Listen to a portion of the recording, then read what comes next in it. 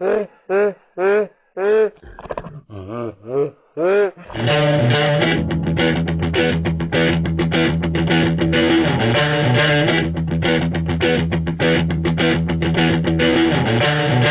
allow me to introduce myself. I'm a man of wealth and taste. I'm the king of rock, there is none higher. Sucker MCs should call me sire. To blow my kingdom, you must choose fire. I won't stop rocking till I retire. Now we rock up funny and come correct. All sets are on time and rhyme connect. Got the right to flow and good elect. Another rapper can't stand it, but give us respect. I wanna rock.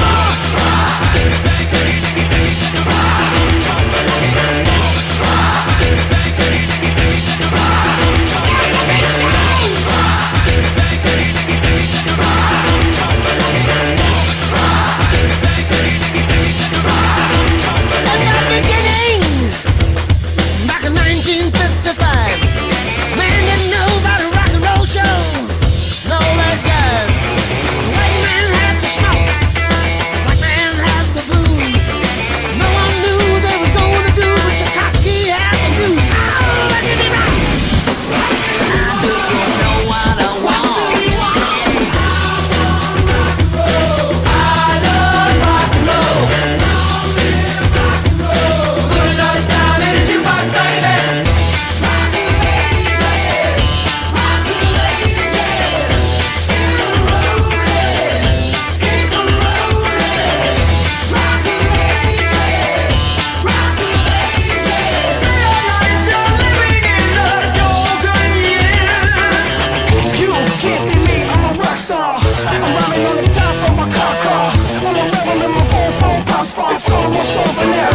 Over now. And it came to pass, the rock and roll was born.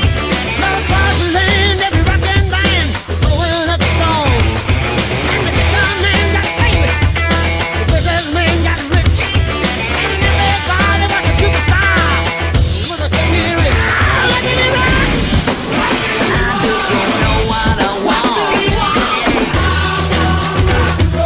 I love rock and roll. Put another time in the jukebox, baby.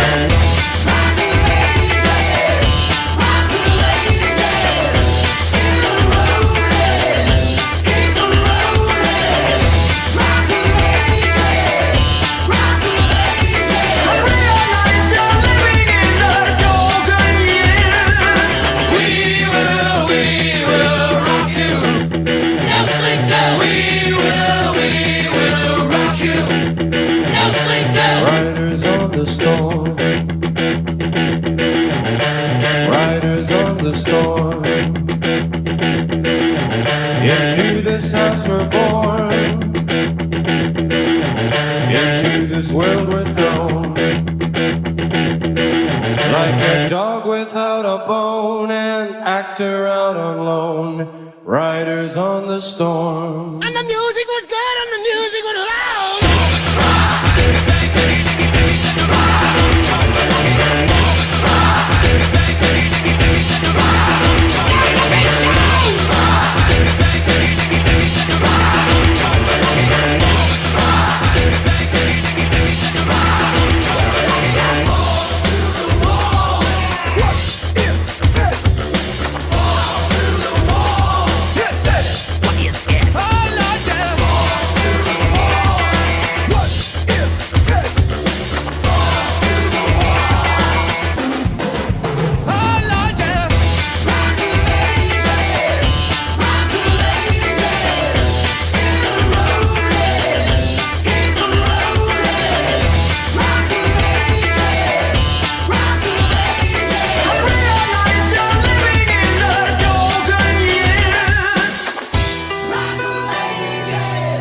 I see you, Ortiz.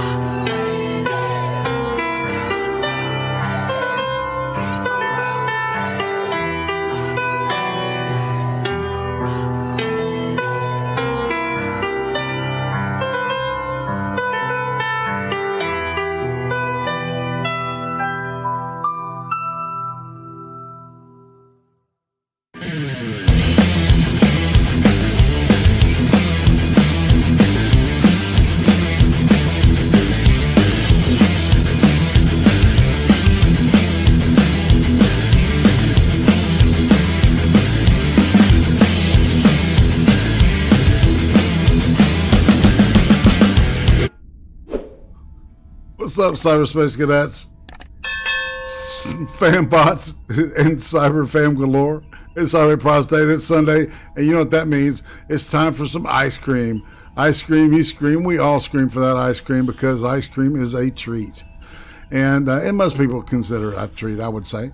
And to me, a treat is talking to somebody that I'm interested in, somebody I've known a while, and just haven't really, gotten into a conversation with, or somebody that's always been just interesting to me, right?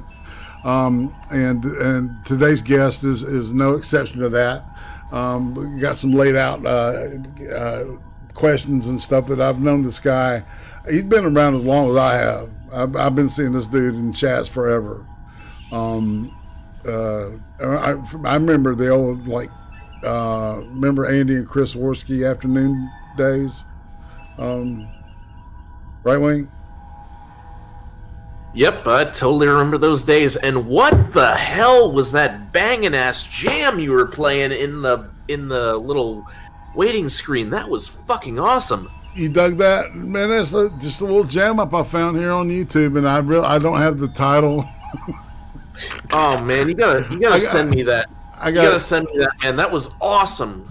Yeah, I'll find it. I'll find the title. In my ears next time I'm playing Far Cry. Oh man, no doubt. It's a great mashup, man. Let's say to some folks in the chat before we get going. This here is what right wing BDSM guy, y'all. All right, just saying.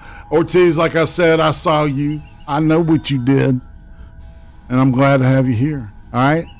K. Shaw, greetings. Duck Dog, Tiberius Kirk, of course, the one and only. Johnny Bonsacco, what's happening? And everybody else that hears, but there's nothing chat.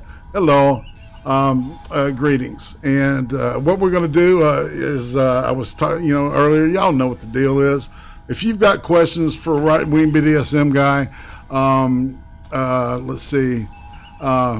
I'm not on Parler, to be honest. But if you have any questions for right wing BDSM guy, just jot them down and keep them handy. And then when we're towards the end of the show, I'll consult you guys for that. Okay.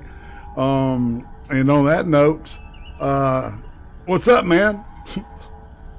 What's up? Well, a lot of shit is up, man.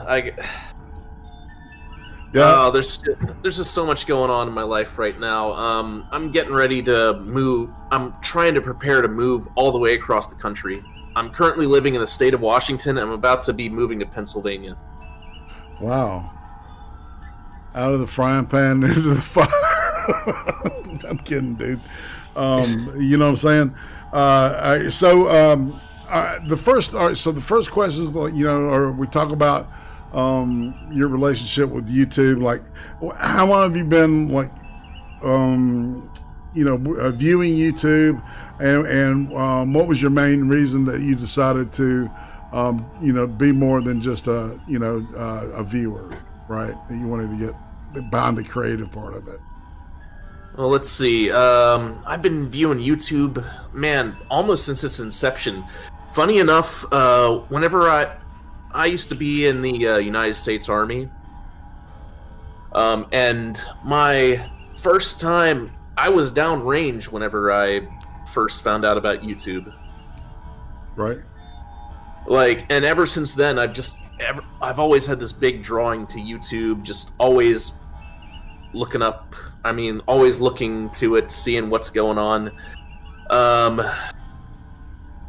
And then, I considered myself a YouTube addict junkie ever since I don't know, year maybe 2010, 2011. I know that's not when it started, but I mean, whenever it first started, I was kind of drawn to it, and then around 2010, 2009 maybe, I was just absolutely hooked on it. Just loved watching all the videos that were coming out, just people putting out amazing videos. I think it was about then. It was like the death knell to just TV and movies. Yeah. People wanted to see real people in the real world. Right.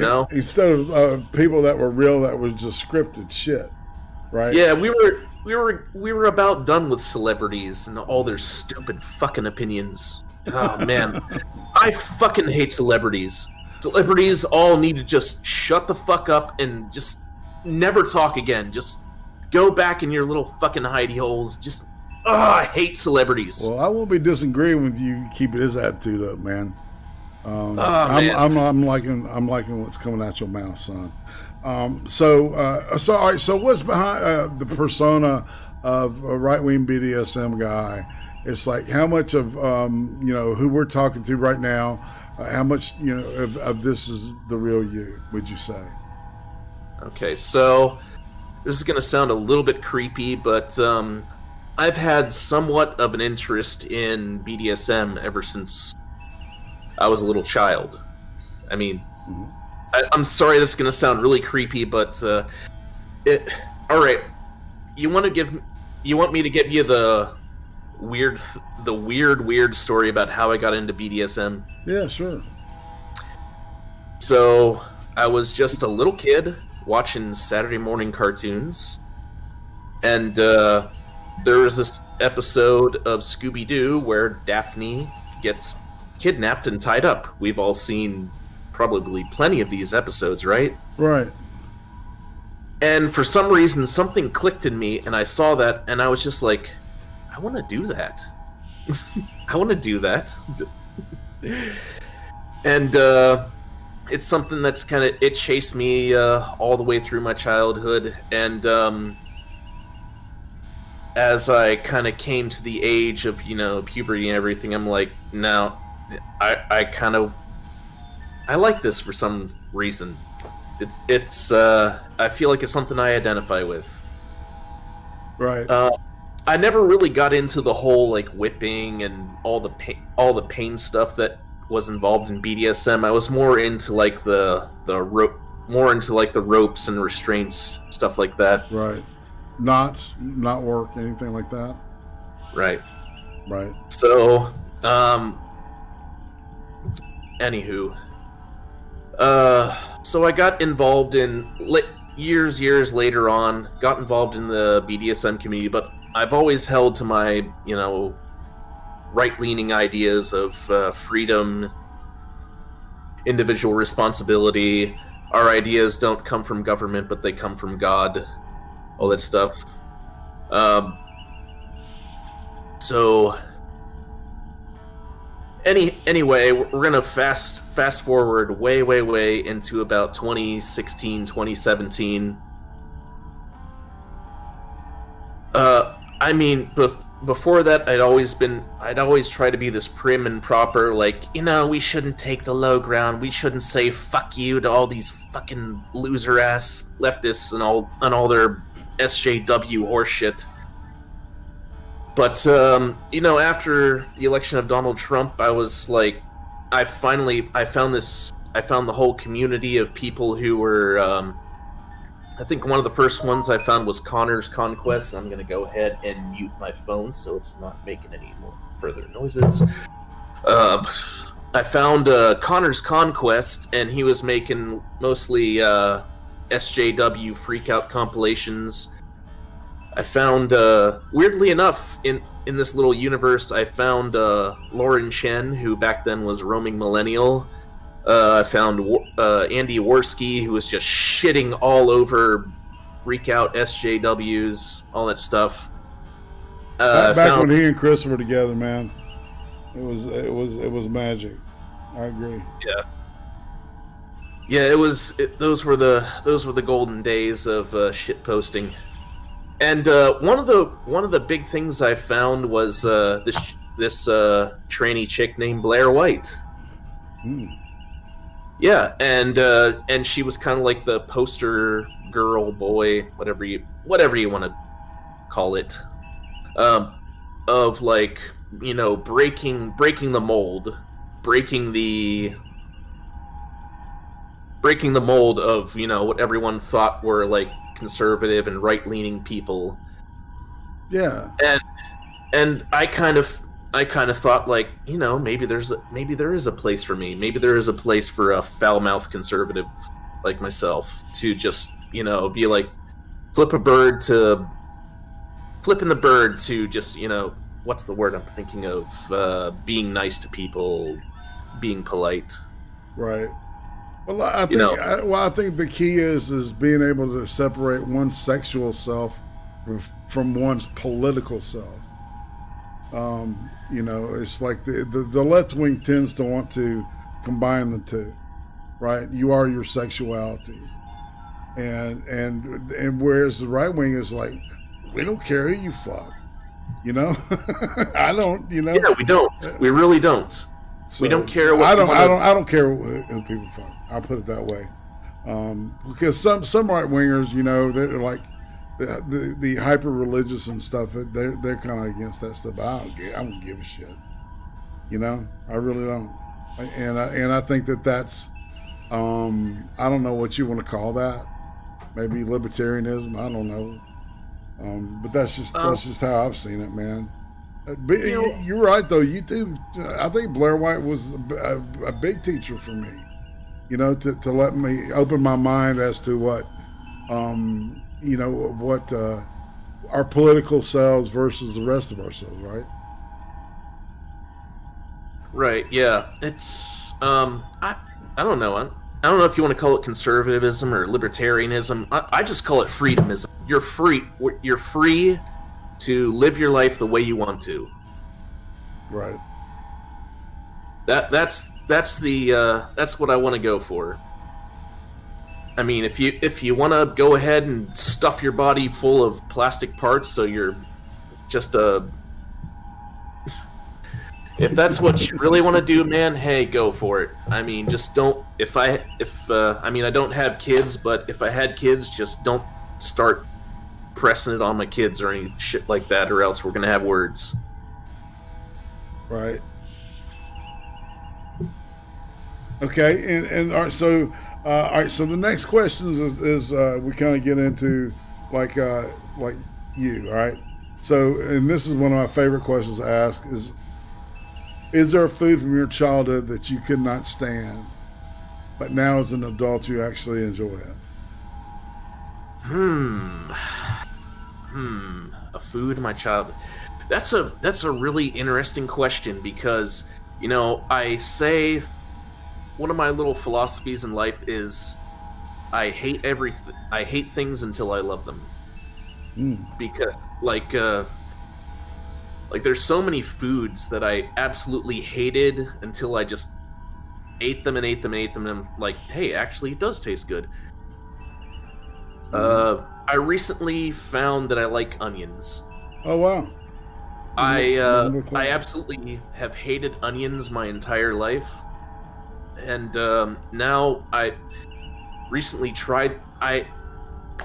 There's this little place close by called Tatanka Takeout. It makes these little buffalo meat burritos and burgers and stuff like that. Yeah, and they just covered my shit in onions. And for some reason, it just finally clicked with me. Like, oh my god, these taste amazing. I ate every last onion on that plate. It sounds good, man. They even peppered my salad in onions, and even those, I was just like, I got to get every single last one of these things. They taste amazing. Sweet. All right, so who would you say was the most influential person on your childhood? Childhood. What kind of kid were you like? What was your family life like? Well, I guess probably my dad. My childhood was I was a bit of a, how do I say it? Bit of an outcast. I've always been a bit of an outcast. I don't know why. I just never seemed to fit in, no matter where I went to. Very small groups of friends. I always seem to identify with people who were older than me. Right. Like really, all my I didn't really get along with people my own age. I only got along with my dad's friends. They like, and it was kind of funny. Like, I've always been a very socially awkward person. I'll occasionally, I probably still have a lot of little socially awkward quirks about me. But it was my dad's friends who were able to point them out, so I just stopped doing them. In a way. But yeah, I've always been very, very socially awkward. Never really fit in with people. Like, and it's even manifested itself even in my adulthood. Like, you want to hear something very interesting? Yeah. Recently, I tried to join the Proud Boys. Oh, wow. Yeah. What was that like? It was very cool. I got to go with some meetups with them. There's some absolutely awesome guys to hang out with, by the way. Really fun. We had a barbecue at this one dude's house. Yeah, it was so much fun. And then the two chapter leaders, for some reason, just were like, "Hey, dude, there's something about you that we don't like, and we're gonna go ahead and you're out for now." And very heartbreaking moment.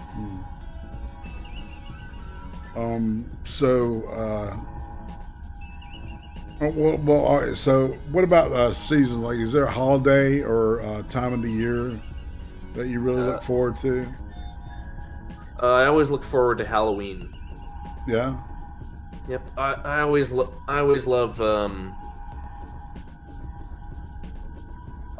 Halloween. Love the opportunity to. I've always loved like creeping people out, and I love the.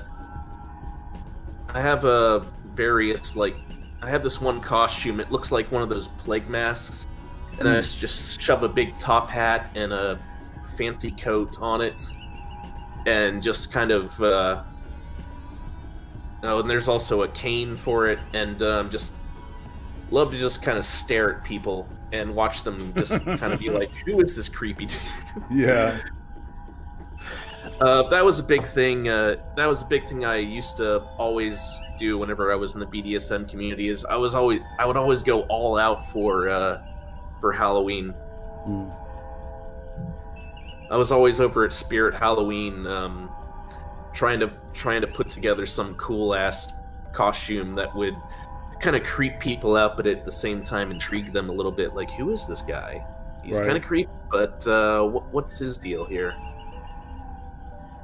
So do the BDSM like clubs and stuff, like, do they have like regular meetings or something, or is there like a? Yep, absolutely they do. Okay.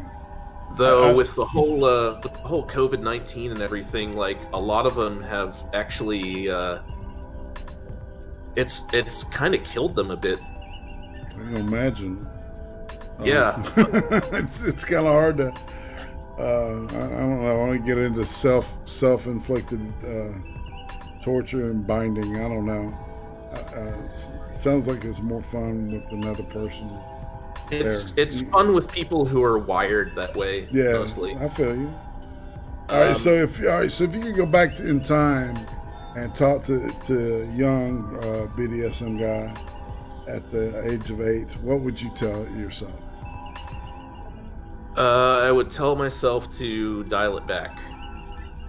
What do you mean by that? Just how do I say it? I would tell him to wait. Like, there is a community of people for you, but you have to come to that age. Maybe even move to a state that might have bigger communities for that. But yeah, I would tell a young BDSM guy to, dial things back a bit. You don't have to be so outgoing about it.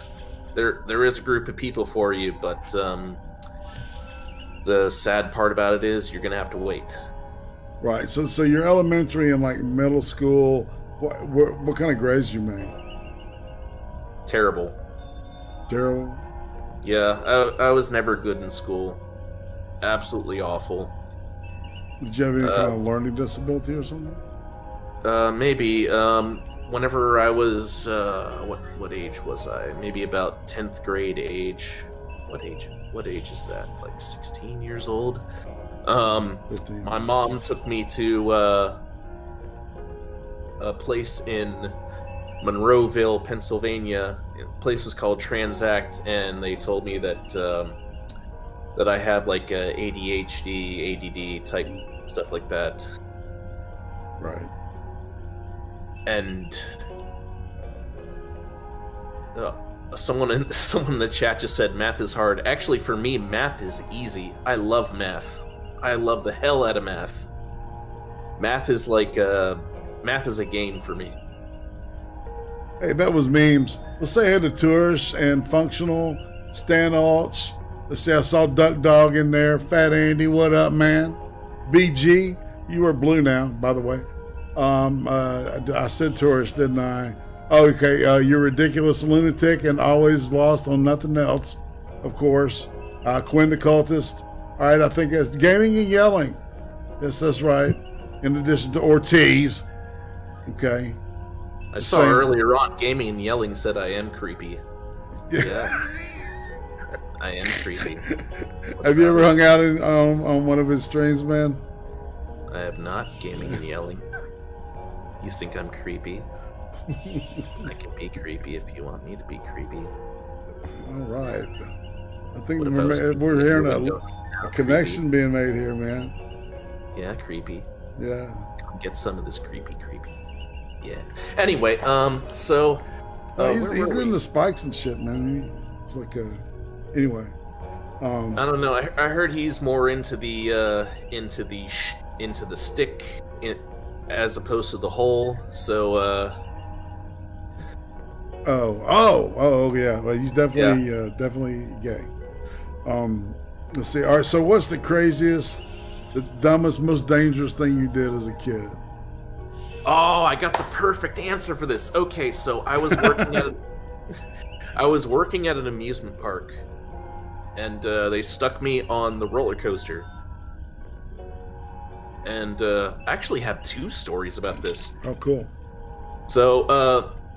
So when running the roller coaster, sometimes they grease up the tracks because they get rusty over time. And when they grease up those tracks, you could be pressing all of the brakes buttons, and the car would just keep going straight through, depending on how many fat asses you had on that fucking train car.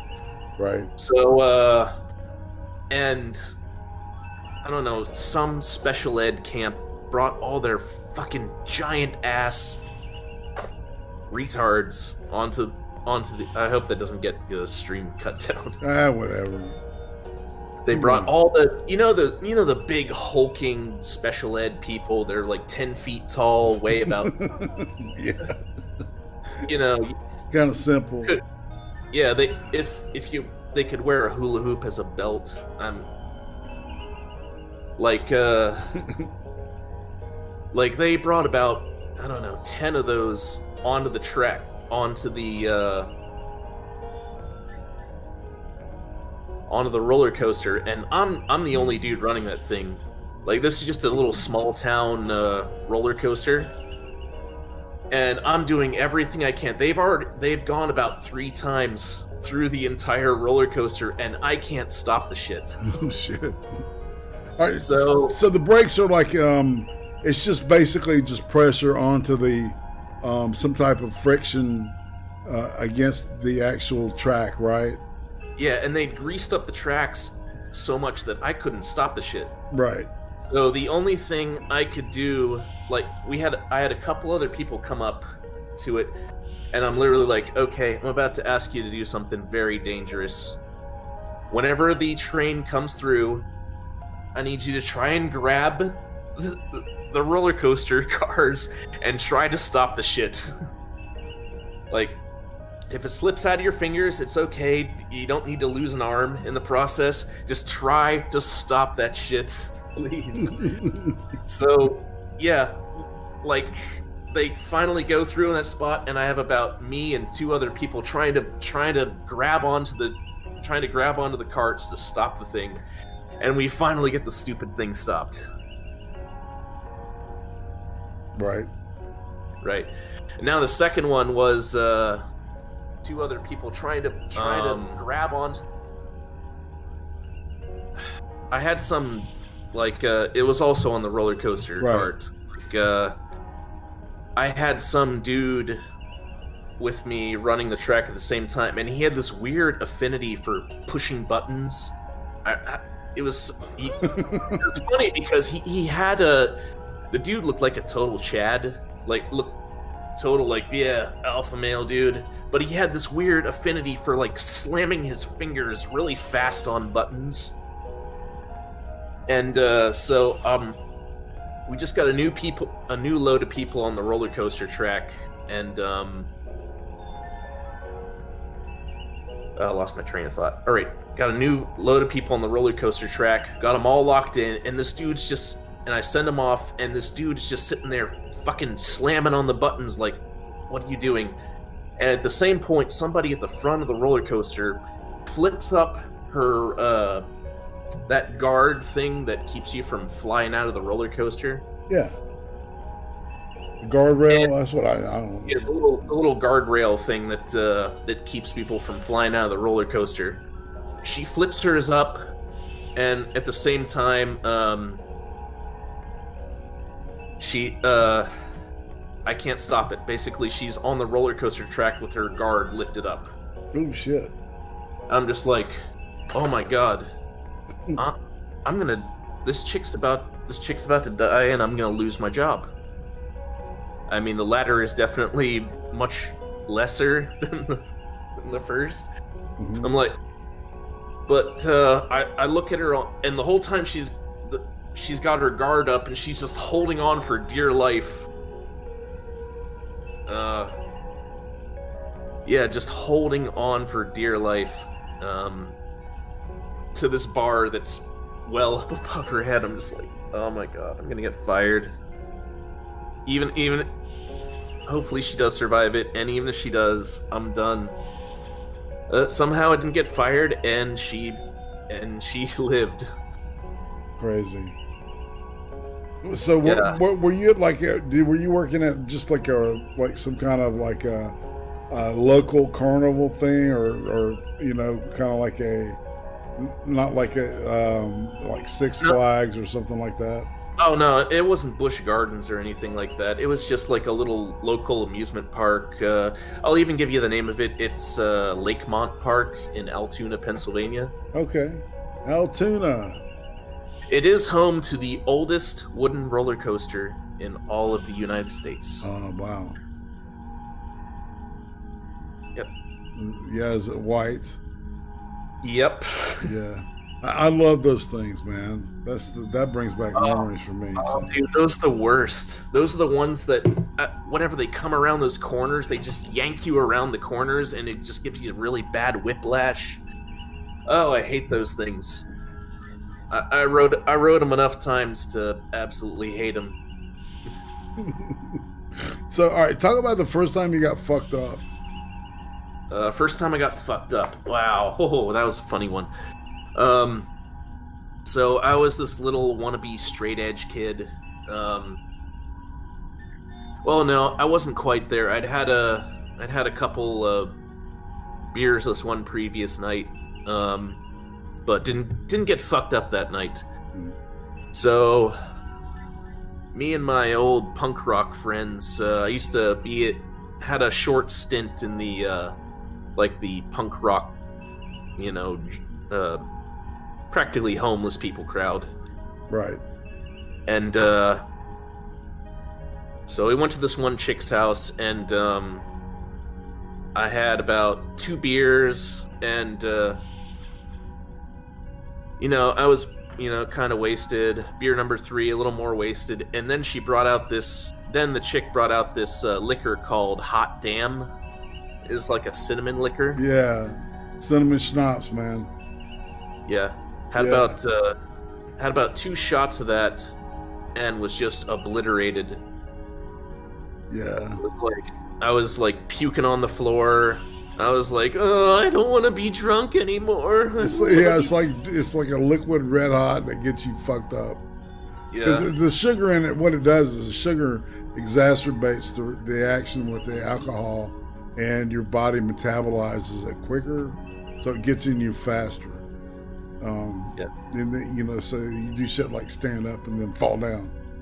Yeah, actually, that's exactly what happened. I was sitting on a stool for a while, and I went to go, they had a pool table there, and I was like, hey, let's play some more pool, and just flopped on the ground, face first. I heard that, man. That's happened to me a couple times, actually. Slugger. What about soju? You ever had, soju? I don't know what that is. You never heard of soju? How old are you? I thought you were in your 60s or 70s or something. I'm old. No, I'm not in my 70s. Jesus. Do I sound that old? Spell it. SOJU. But, is it Japanese? Is some kind of Japanese? It's Korean alcohol. Korean. Okay. Korean rice liquor. Okay. Okay. No, duck dog, not SoCo, soju. So as in so what the fuck, and Jew as in those people with the hats on the back of their heads. Are you Korean, man? No, I am very much white Caucasian, probably about as white Caucasian as you can possibly be. Okay. Maybe a little bit of Italian, in there, but yeah. No, anyone who's been stationed in South Korea knows what soju is, and they will spread the wealth of soju. Soju, you can't taste it no matter what you pour it into. You could pour it into water and you still won't taste soju. Oh, but wow. it has it doesn't even have a very high alcohol content.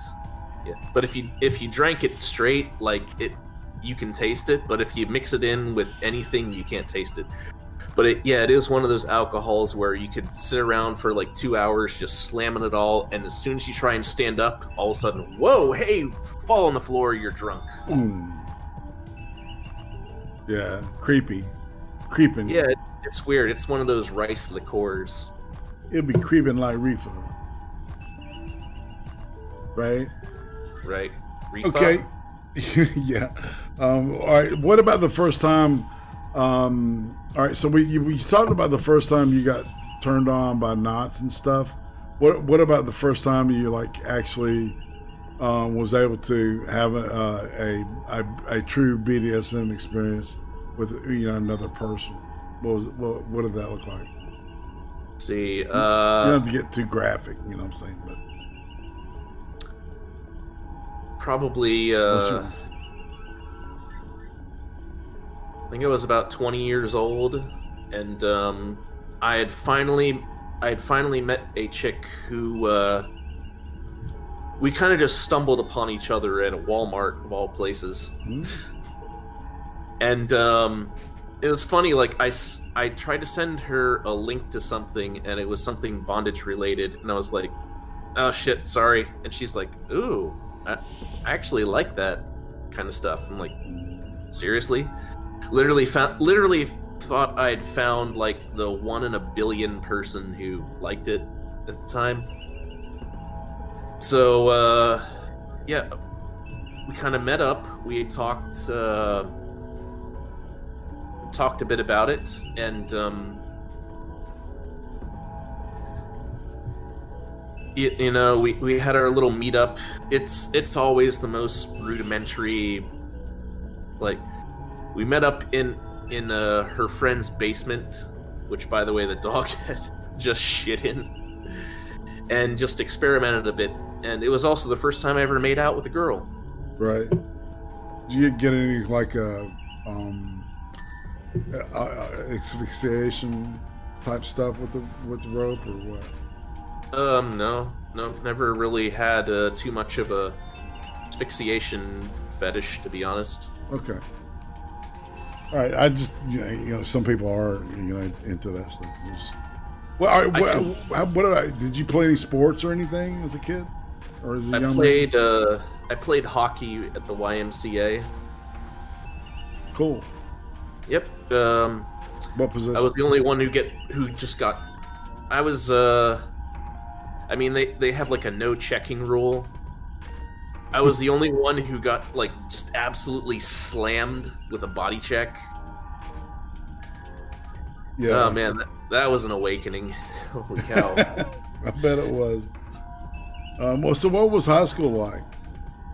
High school sucked. I don't know. I've always been a bully magnet. I've always seemed to attract the bullies. It seems like, when you describe what puberty actually is, a place like high school is probably the last place you'd want to put a kid going through all those changes and shit. I'm just saying, Well, where else are you going to put them? Well, you know what I'm saying? I don't know. Maybe separate the boys and the girls. A lot of the shit happens because of that shit. Acting roostering is what I call it. Where guys trying to prove he's tough and shit, and the women act like they're not turned on by it, but they are. I don't know. Well, that's part of the game. They pretend not to like it, and the guys chase after him anyway. That's right. What was that old saying? A guy chases a girl until the woman catches him. Indeed. That was a wise phrase too. So all right, so what about reunions? Are you planning on going to your 20-year reunion? Shit. The year's 2020. I think I missed it. Okay. 'Cause I graduated in 2000. Maybe I'll go for my 2030 reunion. Yeah, maybe it was postponed because of COVID.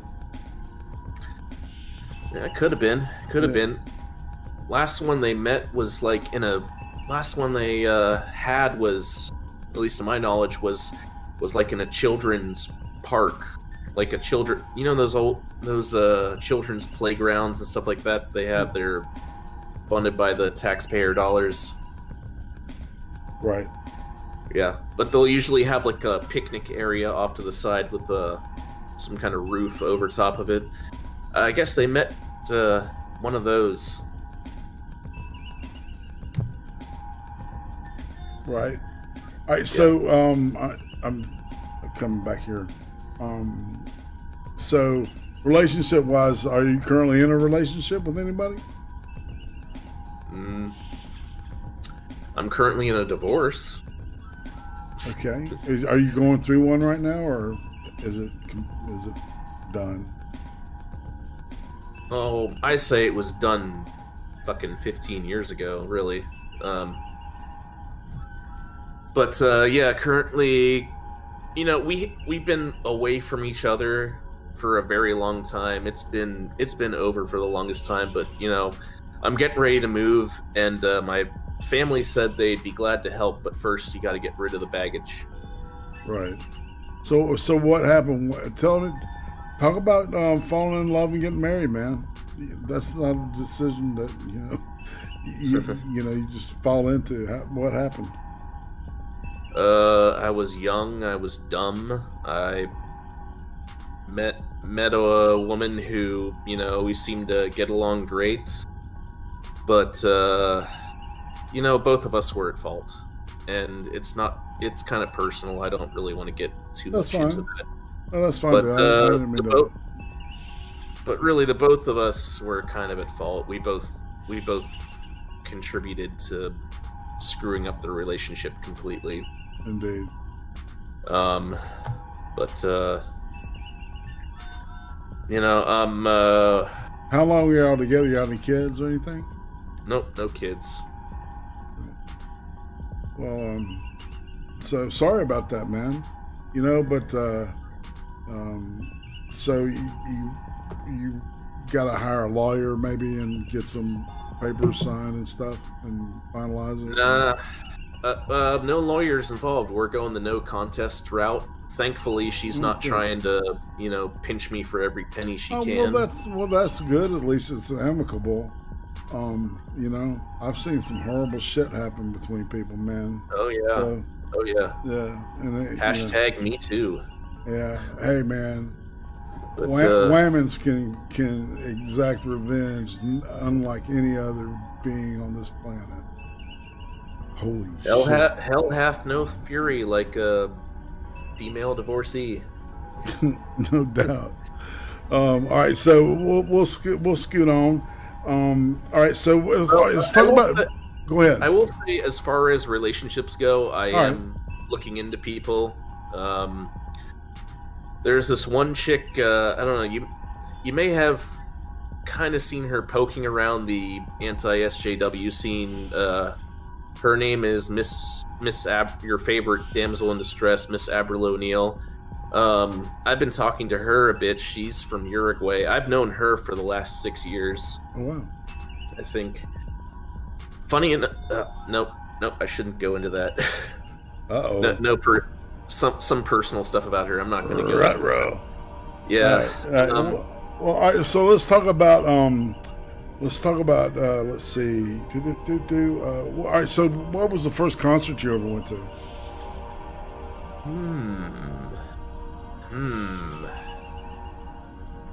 That's a good question.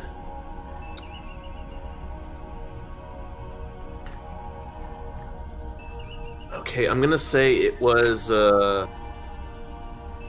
There's back in Pennsylvania. There's this big Christian music festival called Creation Fest. Mm-hmm. They have a bunch of the Christian rock stars. I don't even know if it's around anymore. But back then, Creation Fest was like they had the main stage where all the big name Christian rock stars would play, and then they had like they called it the fringe stage, where they would have like all the heavy metal Christians, all the punk rock and ska punk. Well, and what's interesting is that like you're like the 10th or 12th person that I've had on here that got into music through Christian rock. Keep talking, man. It's interesting. So you went to this concert? Yeah, it was. I can't remember I can't remember like the first band that ever played, but yeah, that was probably my first, exposure to like a concert atmosphere. Mm-hmm. Type of. Yeah, a big like 4-day camp out of musicians coming up and doing their thing. Right. I have a note here that says talk about metal. Talk about your relationship with heavy metal.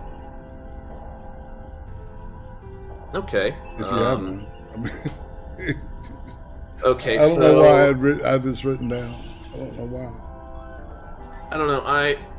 I got into like like back then it was called alternative music, where they would do some hard songs, but then they would do some lighter songs. Yeah. Or songs that were kind of a mixture of the two. Anyway, so yeah, that was my jam for a while. And then so my sister went off to college, and she would occasionally bring back people from college who she made good friends with, and she made friends with this one guy who had like all of the hard metal type stuff in his little CD jacket. Remember those? Yeah. Remember the old CD albums people would carry around? I think I still have one of them. Yeah, I still have one of them packed away in my junk here that I'm getting ready to ship off. And I was listening to his stuff. I'm like, damn, I really like this. This is fun listening. And he got me into like all of the punk bands, all the all the heavy metal bands, stuff like that. And ever since then, like I've always had a love for like music that's very loud and very fast. Yeah, I like an up tempo myself. Yeah, I even consider like I was visiting home like a couple years ago, and my dad was playing this bluegrass music on his on the YouTubes, and it had a really fast tempo to it. I'm like, "What, Dad? Is this bluegrass?" He's like, "Yeah, it is." I'm like, "This is awesome." He's like, "Really?" Like, "Yeah, it's awesome. Yeah. I love fast music like this." Some of those guys will just blow your mind how intricate and man, they can shred a damn banjo. I was like, what the fuck, dude? I know what you're talking about. You remember that like Sleepy Man banjo play? There was this bluegrass band made up of like 3 brothers. One of them was like 6 years old whenever they started, and this is semi-recent too. That it was like Sleepy Man bluegrass or something like that. Sleepy Man banjo player, something. Sweet. But he went viral because it was just this little kid just banging away on the banjo. He had a little plastic Millennium Falcon from Star Wars sitting in the background, and his whole house, the whole house he was living in, looked like it was just a total log cabin experience. And then he just has a Millennium Falcon sitting in the background. Right. Did you ever see that video? No, I had written it down. What's the name again? It just Sleepy. It was Sleepy Man Bluegrass, I think is what it's called. I'll look it up right here. Pardon the dead air for a second. Hold No problem. Sleepy Man Banjo Boys is what's popping up. Yeah, they went viral. All right, I'm gonna drop it down into the chat here. Sweet. It's just Sleepy Man on YouTube. All right, just gonna drop it there in the chat. Sweet. But yeah, this kid is just fucking ramming away on the banjo, and he's got these 2 older brothers with him who, one of them's playing the acoustic guitar, the other one's just banging away on the fiddle, and I'm just like, this is the dopest shit ever. And That's cool. I remember years ago, someone like commented like, dude, I feel so unaccomplished right now. Have you heard of a Hayseed Dixie? I have not. Oh, dude, they do bluegrass versions of AC/DC songs, and they're fucking. Some of them are like, kind of tongue in cheek and funny, but I mean they're good at it. The thunder, that really intricate little boom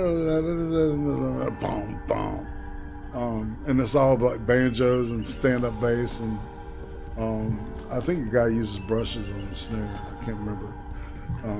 Good stuff. So yeah, I'm down with that. I love good bluegrass. It'll blow your mind. All right, what about horror movies, man?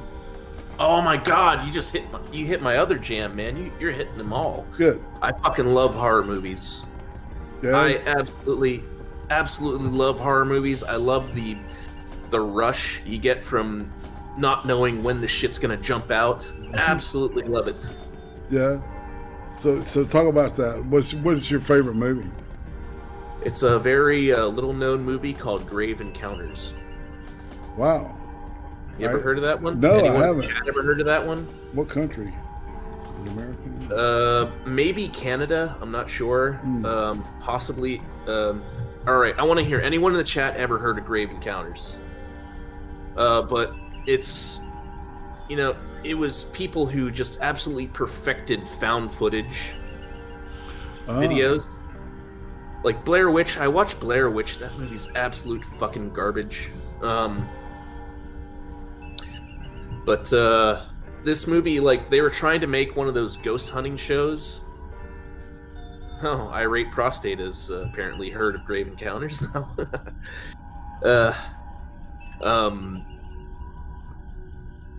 But it was supposed to be like a found footage thing. They were going around in this insane asylum, and as the night progresses, it becomes kind of the what do I say, the basis of Blair Witch, where suddenly they can't get out of the place, Right. and just crazier and crazier stuff starts happening. Yeah, it was one of my favorite horror movie experiences ever. Just absolutely, you're never gonna get that experience ever again from the movie. There's another one I love called Poughkeepsie Tapes. Yeah, the Poughkeepsie tapes. Yeah, I Poughkeepsie started Tapes. watching that the other night. One of the most believable found footage horror movies I've ever seen. It's not at all. I mean, anyone who thinks Poughkeepsie Tapes is real, it's not real. There was a serial killer in Poughkeepsie, New York, but he just managed to get lucky. He wasn't really that smart. He was just kind of murdering hookers and covering them up with blankets up in his attic. Ooh. Yeah, much like what's his name, John Wayne Gacy. He would murder people and then stick them in the basement when people would complain about the smell. He was just like, oh, there's a dead raccoon under there. But this guy was doing kind of the same thing. He would murder hookers and he would bury them in blankets, I think, up in the attic. And when people would complain about it, it's just like, oh yeah, there's a dead animal up there. The Poughkeepsie Tapes is one of the absolute disgusting horror movies I've ever seen, and I absolutely love them for that reason. Yeah. Have you ever heard of one called The Devil's Doorstep? I have not. Is it recent or is it old? It's I don't know. It's like maybe 2, 3, 4 years old. It's about and I may have the title wrong with it. It's The Devil's something. And it's based around this in the 50s. This thing in these group of people in Russia went out in the middle of Siberia on this expedition, and they were never heard from again. So when they found their bodies, they had been like taken off all their clothes, and one didn't have a nose or a tongue. It was all this bizarre shit, right? And that's really happened, right? And so this kind of sticks you in that, and then it takes you in a really cool different direction. It's good stuff. I recommend it highly if you dig Poughkeepsie Tapes. And I'll find the name of that. It's like, all right, can't remember the fucking name. What the fuck? Yeah. Here's one I don't know if it counts as a horror movie, but have you ever seen I Spit on Your Grave? Oh yeah. That's a classic. I didn't see the old one, but I saw the newer ones. I saw the old ones. Yeah. Go ahead. Oh, they are absolute. I don't say boner fuel. It's more like imagine a psychopath who wants to do good. Yeah, like Dexter. Imagine a psychopath who just hates evil people and wants to see them die the most horrible deaths ever. That's what I Spit on Your Grave is. Just absolute, like, you're seeing the most shitty people on the earth die the most grisly and horrible deaths. It's a thing to behold. You're just sitting there like, yeah, kill him.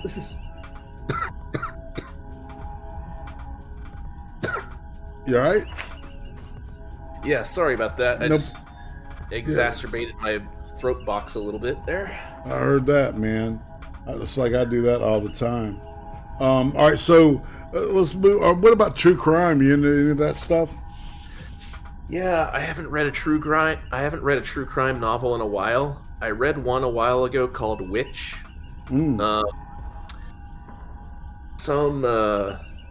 Some lady who killed her mother and possibly killed 2 other people. And it was an interesting book, and I think I read it every waking moment for about 2 days straight. Sweet. Yeah, shit, I should start reading some more true crime novels. Those are awesome. Yeah. What about? All right, do you have a favorite anime series or character? Or series and character. Never really got into the anime too much. Okay. What about TV? Anything from television? Does Boondocks count as anime? Yeah, sure. I would. Yeah, I count it. Okay, well, I wouldn't. You know that they're based on Chris and Snoop from The Wire. The two main characters. I don't know. I mean, it's an American thing, so it's. Yes. I don't think it counts as genuine anime. Well, okay. So if I was to pick, any of them, I would say Samurai Champloo. Yeah. Have you ever seen that one? Yeah, I've seen it. I've seen it. I'm aware of it. I'll put it that way. I think I watched 1 or 2 episodes of it. Yeah, it's a very American. I guess you could say it's a very Americanized anime, but I do think it did originally happen or was written in Japan. Sweet. All right. Let's see. What about scars or tattoos, piercings? I have praying hands with spiked bracelets on my left arm, and at one of the BDSM events. This is back whenever I wanted to had this monster phase where I wanted to look like a monster, and I thought it would be cool to have like giant keloided scars all over my body. So I found this one chick who was doing like scarification, and I had her put a massive keloided scar on my right man tit, if you will. Right. Yeah. Big old fat like shit you see in movies scar. That hurt a lot, by the way. I bet it did, man. I was gonna say. So what? Like, did they use heat? Did they brand you? No, she used a scalpel. Oh shit. Yeah, like That.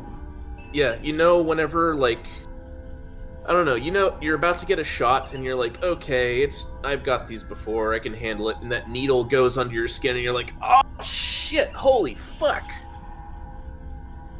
Yeah, it was like that amplified by about 10-fold, if you will. Dude. It's like, okay, it's just a cut, I'm gonna handle it. That scalpel goes in there and you're like, oh my god, my whole body just starts shaking in pain. Like, oh my god, why did I do this? I don't know, man. And she's done, and I just let out this huge, big sigh of relief, and then she slaps on a big handful of salt. I'm like, why? Wow. I mean, that's just part of the scarification. Look, man, you had me at scalpel. I'm like out. I'm like, I'll see y'all later. Yeah. The only time people use scalpels on me is I'm in surgery and I'm knocked up. I'm out. I'm knocked out.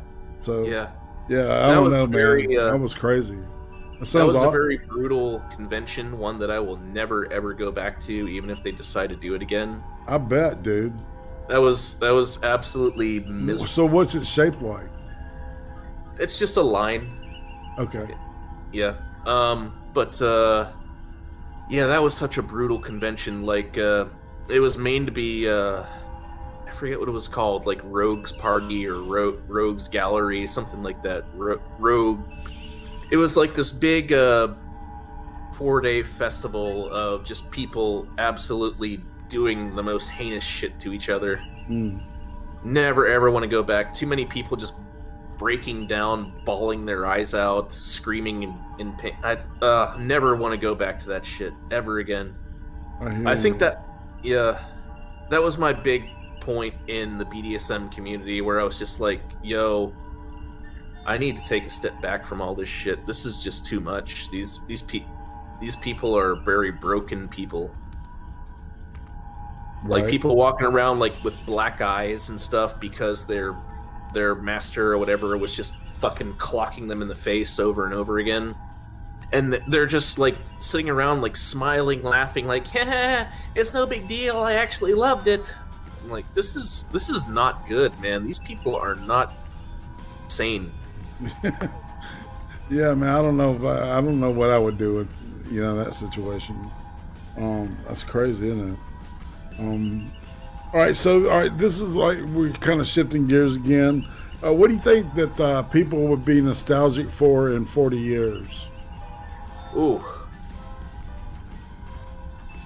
The nuclear family.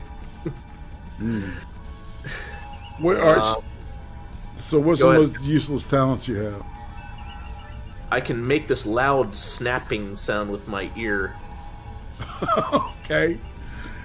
Here, you want to hear it? Sure, man. Why not? All right.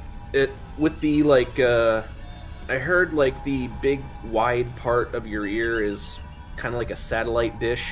Yeah. You know okay, so I'm gonna make it into my in the microphone. You kind of push your ear into a point, you push it down so there's kind of a cleavage, a fold, and then you squeeze it until it pops back into a point. Hey. Yeah, it's the most Okay. And then there's talent I have. that. Hey, Bluntly Blondie, what's happening? Bluntly Blondie, what's up, big girl? What's up, big girl? Yeah, as a matter of fact, she's on deck week after next. Yeah. To be sitting in that chair there. Welcome aboard. Need anything? Just hit me up, DM me, and that's true for all y'all, man. Bluntly, what happened yesterday? Her live stream just got cut, and the whole video is gone. Dude, you got yeeted. Yeah, That's a full fledged. Yeah. Like you couldn't find the video of it. Like it was all gone, and there was some big shit happening there. Oh man. I mean, just to think like all that video footage is just gone. Like maybe never be able to get it back.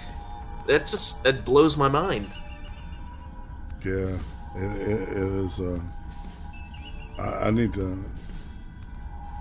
So you can't even. So yeah, they got rid of it. That's a Susan Yank there.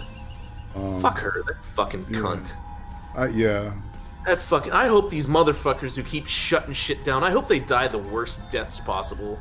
That's probably the alcohol talking, but seriously, I got no fucking sympathy for them anymore. They all fucking need to just. Oh, I hope every. Yeah. Sorry, man. I'm kind of fuckless on this thing too. Sir Adamantine, greetings. It looks like he's been drinking today. Just kidding, dude. You know, man. There's a little typo there. All right, so what's the most useless talent you have? I just did it with my popping ear. Oh no, fuck! I'm sorry. All good. Sorry, man. I didn't. I usually put a line through it after I axe it. You know, I used to, when I was a kid, I was one of those people who could tuck my whole ear into my like ear canal and just like flex it a little bit, and it would all just pop out. Oh, that sounds so weird, dude. You never heard of that before? No, man. You ever seen the movie? You ever seen the movie Drop Dead Fred? That's familiar. Who was in that? Phoebe Cates? Mayall Brooks was in it. It was basically this girl has a childhood imaginary friend, and her mother kind of like does something with a jack-in-the-box where she like keeps him locked in there. And like years later into her adulthood, she finds the jack-in-the-box, opens it up, and he comes back to life in almost like a schizophrenic way.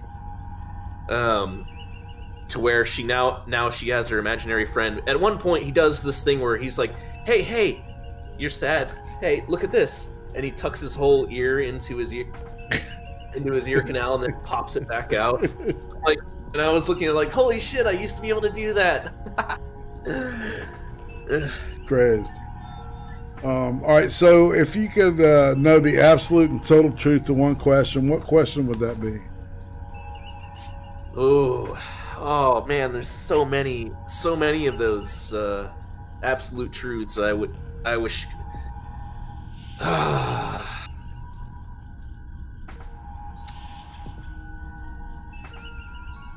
Is everything that Christians believe, and myself included, is it absolutely real?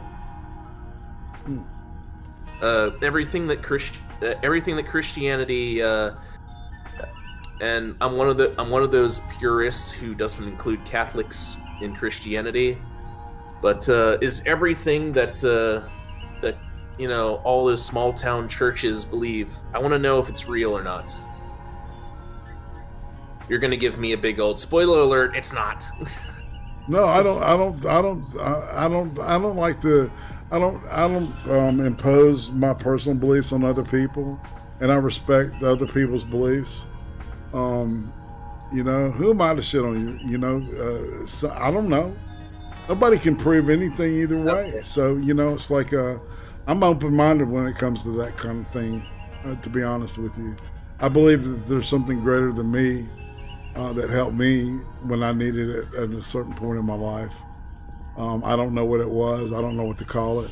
I imagine people call it God or whatever.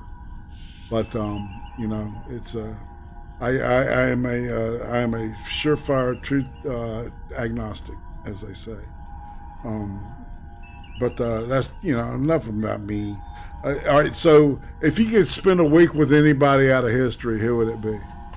Ooh, Rush Limbaugh. Well, he's still alive though. Well, okay. Oh, well, still. I mean, he's got a couple.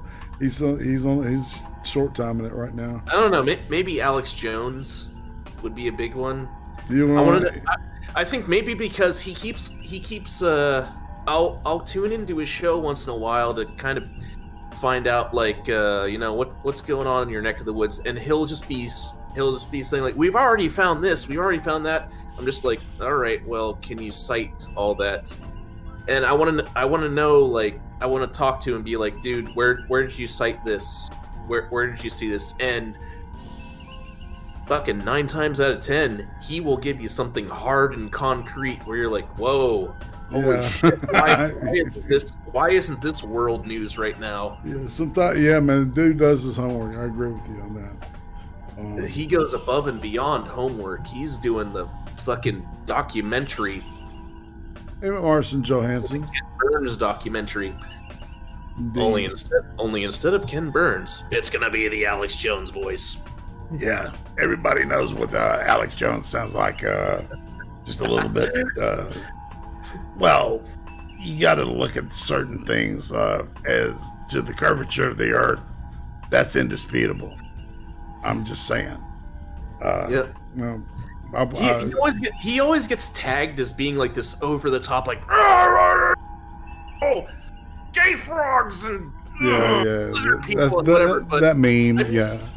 I mean, if you watch the show, if you actually watch the show regularly, he is capable of, being a cool, calm, and collected guy.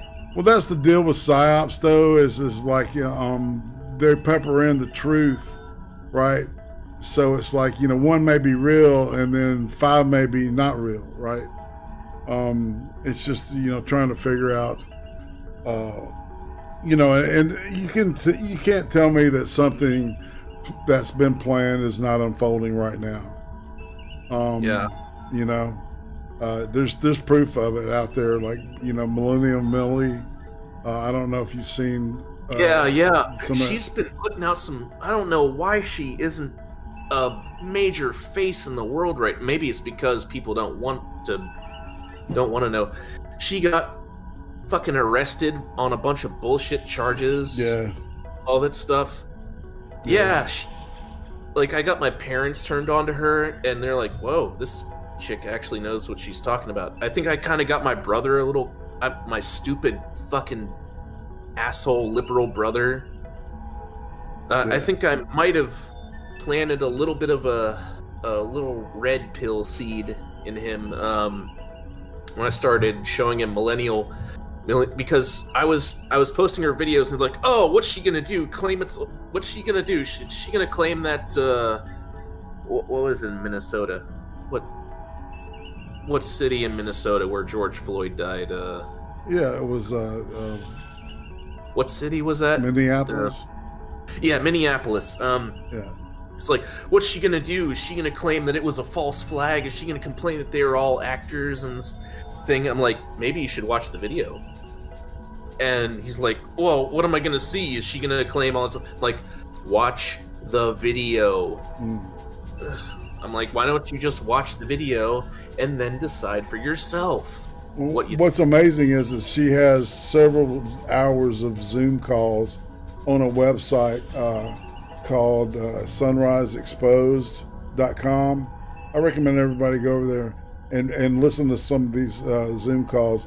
There are people that work in the government plotting a coup, literally committing treason in front of a camera. You know, how fucking stupid do you have to be to do it? Anyway, I don't know. I'm wondering if that's a fucking psyop. I don't know. It's they're all literally saying, like, we're going to get a bunch of young people to be, like, the front lines, so anytime the riot police come in and try and stop them, they're going to be like, oh, you're abusing little children and stuff because... I'm like... right. Just how much they use, like, all these young fucking stupid kids as a shield. Well, they've got a whole bunch of youngins weaponized, man. You know, what do you think Antifa is, right? All right, chat. It's your job now to start posing questions to Right Wing BDSM guy while we got some time ticking away. This is where I do what's called the pivot the Lipton or pivot or pivot questions. It was this guy that did a show called the Inside the Actor Studio named James Lipton, who died this year, not of the coof, but and I was a big fan of that show. So, and he did this in every interview he did. He asked people these 10 questions, and I really like them. And so, that's the reason that I adopted him was because, there's not going to be anybody to do it anymore. So I'll do it. So, what's your favorite word? Ooh. I don't know if I have one. If I'm gonna be Nancy Pelosi, I'll say, my favorite word is the word. I don't know if any of y'all... all right, so what's your least favorite word? Think about it that way. Oh, I have a lot of... They're filler words. Words like basically and essentially. Essentially is a big... Whenever people say essentially, I'm just like, shut the fuck up. You don't know what the fuck you're talking about.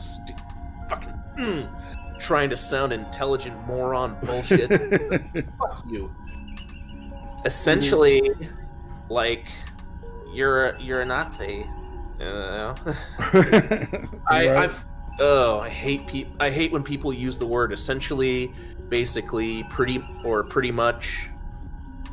Whenever people use those stupid filler words that they're trying to use to sound intelligent, and I'm guilty of using a lot of them myself. And I'm trying to work them out of my English. I'm trying to work them out of my own English. You have a language disdain for adjectives, is what I'm as hearing. much as basically possible. All right, so what turns you on creatively, spiritually, or emotionally? What fires you up, man? Music, maybe? Yeah? All right, what turns you off?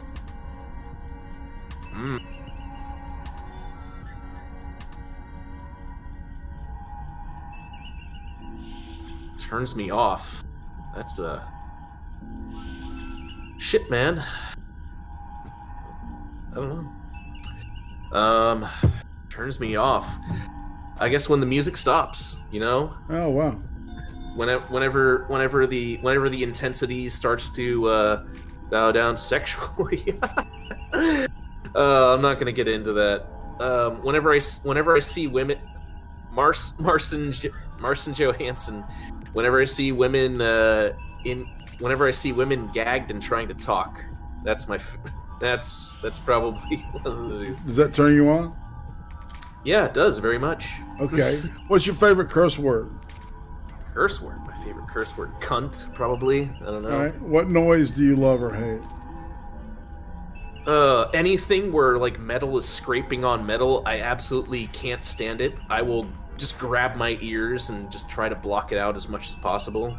Yikes. I absolutely hate that. I will. What noise do you love? Noise do I love?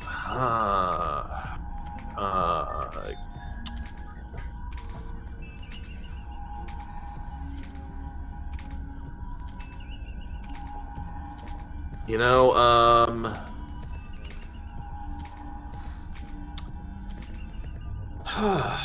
what noise do I love?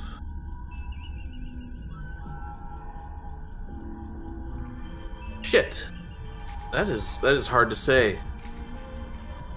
I don't know, explosions? Okay. That's a good guess- one. I like that. I like explosions too, man. What profession other than your own would you like to attempt? What professional? I'm sorry, say again?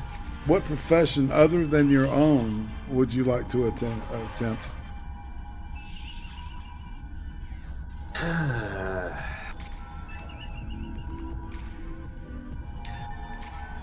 Architect. I like the idea of building things. I like the idea of being able to build big things. What profession would you not like to do? Ooh. Police officer.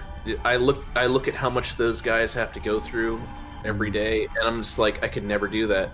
There's no way on earth I could ever possibly put up with the absolute horse shit those guys put up with. Indeed. So, all right, and then the last one of this set is: if heaven exists, what would you like to hear God say when you arrive at the pearly gates?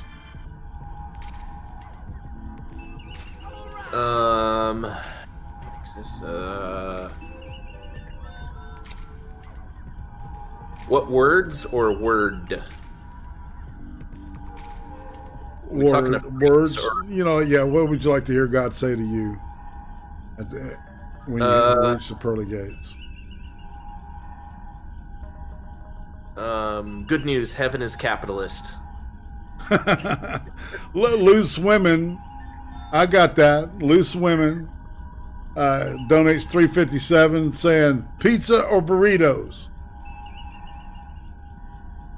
That's for you, right, Wing Bdsm? Oh, pizza. Pizza. I think I got a lot of Italian in me. I absolutely love the Italian foods. Indeed. Though I would, if it was pizza or spaghetti, I would totally take the spaghetti. All right, and somebody up here. Let's see. I'm going to scroll down a little bit. There's some questions up here for you. All right, when performing any type of BDSM, what is your favorite and least favorite things to do? Spittle Buggies wants to know. Okay, favorite thing is, I'd have to say anytime where I'm like taking the, I guess all you normies probably know it as a ball gag. But even if it's one of those like knotted claws, I just love that part where you're just taking it and just like pulling it into her mouth. That's probably my favorite thing. I hope this isn't a big fat TMI stream coming up. All right, let's see. All right, what's your favorite kind of sport? Oh, to go back, least favorite thing, anything that involves like beating women or anything like that. Oh, okay, my bad. I'm not really into the whole sadism thing. It's just not for me. Do you use feathers or anything like that? Do I use what? Feathers, tickling, any type of feathers? They don't really work. Maybe if you use the quill end of it, it would tickle it. Not a big tickling fan. No. Okay. All right. This is some people that bind tend to gravitate towards that aspect of it. If you really want to know like what my big thing is, look up damsel in distress bondage. Okay. That would be that's a great reference point.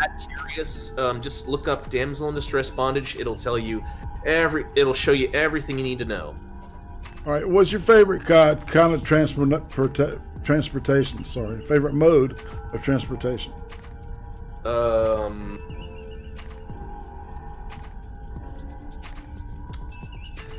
I got to drive a Challenger once, and that was probably my best time ever sitting in a car. I bet. What's your favorite time of day?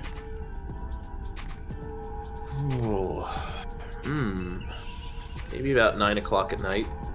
What's your favorite sport?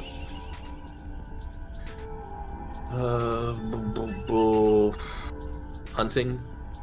Even though I've done very little of it, I wish there was a way they could create like ESPN needs to come up with like hunting championships. Now, Bluntly Blondie has a fantastic question here. I have a question, right wing BDSM guy. How do girls react when they find out that you're right wing? That's a good question.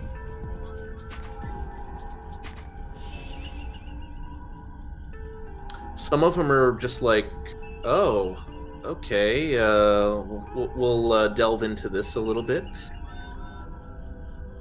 Hard to say, really. Mm-hmm. So nobody's been turned off by it, and just saying your politics is shit, and get the away from me. Go to a nunnery. I had a chick who was kind of interested in me, and then whenever I went on Facebook trying to defend the Proud Boys, she was like, "Oh no, I'm done. Never want to talk to you again." Bye. A lot of I don't really share whenever I've kind of put distance between myself and the BDSM community because, well, I'll go into that if you want to know why.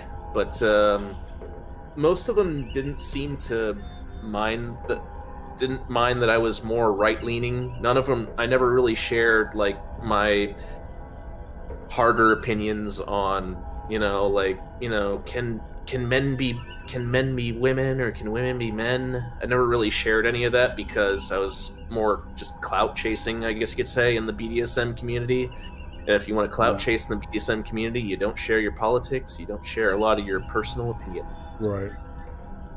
That's kind of true, I think, for any. However, I will say there is a more libertarian sect of in the BDSM community who really is wanting to get away from the politics and wants to just, give into that more hedonistic thing of like, look, I don't know if hedonist is the word, but I think that's a perfect fit. Yeah, they want to get away from like, trying to cram politics in the BDSM community, where if you're into BDSM, it means that you vote Democrat, you want abortion on demand, you think we need a socialist state and all that stuff. Marcin Johansson, hedonistic is basically giving into all your carnal pleasures and all that stuff like that. Any kind of sex you want, you go for it. Any kind of, it doesn't full mean throttle. It doesn't even mean sex. It could mean food. It could mean just basically anything you want to do, you're gonna do it. That's interesting. BDSM has a lot to do with politics, I think. Interesting. We're gonna have to explore that with you, Miss Bluntly Blondie. When we get you in the chair there, that's interesting. All right, so BDSM should have absolutely nothing to do with politics. It's just such a. I mean, great. You like these little centers where you can whatever tie somebody up. You can beat them and all that stuff like that. You want to pretend you're a daddy and your sub is a little girl or whatever. Whatever, I don't care. It's great. We can totally totally have those little centers where you can do that. Just stop trying to cram it down everybody's throat. Okay. All right. Well, so let's go ahead and move. We're winding up really all the questions here. Let's see. What's up, Adonis Paul? My man right there. Hey, dude. What's up? You missed most of the good questions. We're at the end now. Who would you? All right. So this is the part where we're back at the YouTube thing. Before that, I want to know what your spirit animal is. Ooh. That's what I forgot to ask you that. Ah, damn. That's a hard one, man. That's what she said. Oh, sorry. Do I have a spirit animal? Maybe a lizard. I have an affinity for lizards. All right, cool, Absolutely. man. I actually have 4 pet lizards in my apartment here. They're Aboriginal spiritual stuff has a lot to do with lizards and geckos and shit. All right, so who would you say is a criminally undersubscribed YouTuber? Adonis Paul. Adonis Paul, without a doubt. Undersubbed. Everybody in this chat, if you're not subscribed to any of Adonis Paul's 3 channels, go do that shit right now. That's right. That's what I concur twice. All right. So so who do you think is really an overhyped YouTuber? Somebody you don't understand the appeal. I don't know. I don't really follow any of the overhyped YouTubers. Right. I don't know. Well, who have you seen like once and you're like, it's like whatever. Just no bullshit. Okay. Yeah. Knobs. No you mean Knobs? What? Yeah, Knobs. Good old Knobs and his brother Sags, which is what his tits probably are. Yeah, good old Knobs. What will finally break the internet? Oh shit. I had this. Fuck.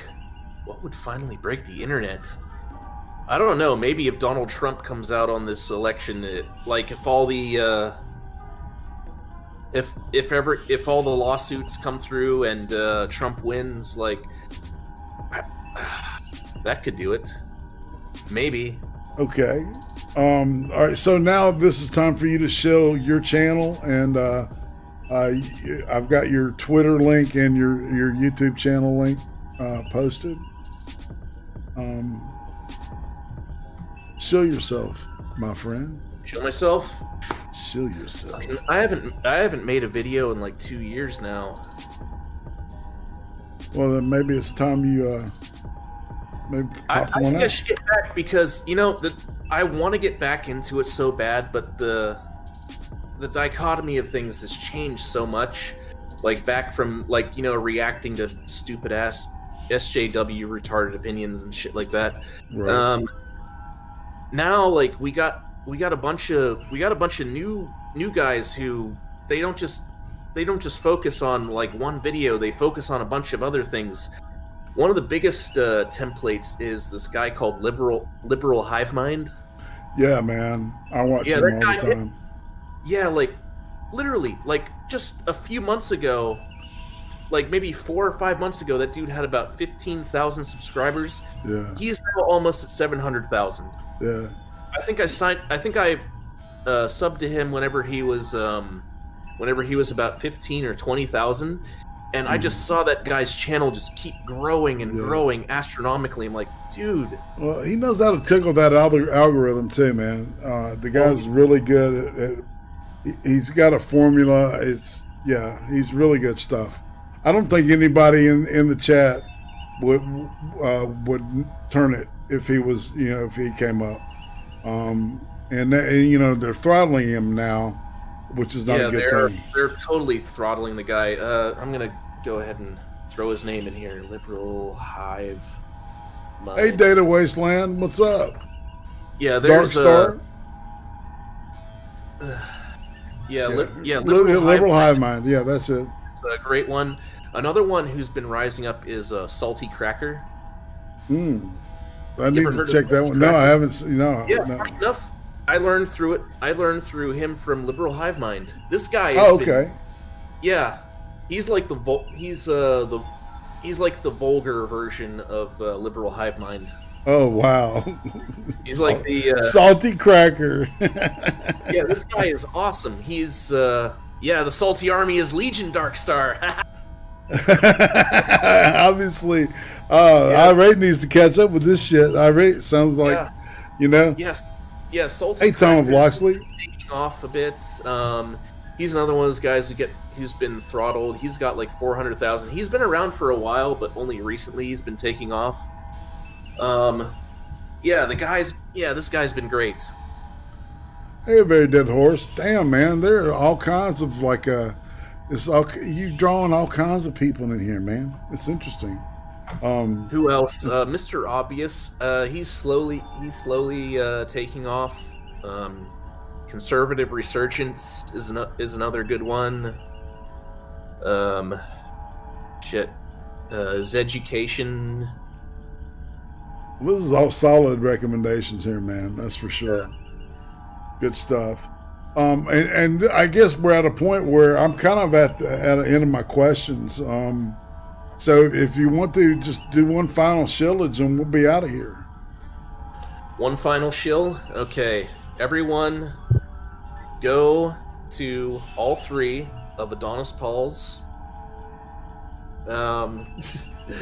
channels and subscribe to those. You will not be disappointed. By the way, it's also Adonis Paul on D Live, and I think tonight is movie night. Yes. And I need to do a little quick shillage for this show. The next coming weeks, coming up next week, we've got Gamer Veline will be with us. I hope I said her name right. I think I said it right. Bluntly Blondie, the one and only Gemini, is going to be in the chair the last Sunday of this month. And then the first Sunday in December the 6th, we're going to be talking with Miss Uzi Q. That's right. Well, I made a promise that whenever I hit 1,000 subs, I would put Uzi in the chair over there, and I'm making good on that. So yeah, we should have some fun coming up tomorrow. Beck and I are going to be looking at the CCP's influence on the United States, as well as some Soviet era stuff. But we're kind of moving into modern times now. With our history of communism. And on that note, man, let's say goodbye and let's get out of here and go have some fun. All right? We're having fun now, but I mean, let's go somewhere else and have fun. All right? So, all right, say goodbye, man. Goodbye, man.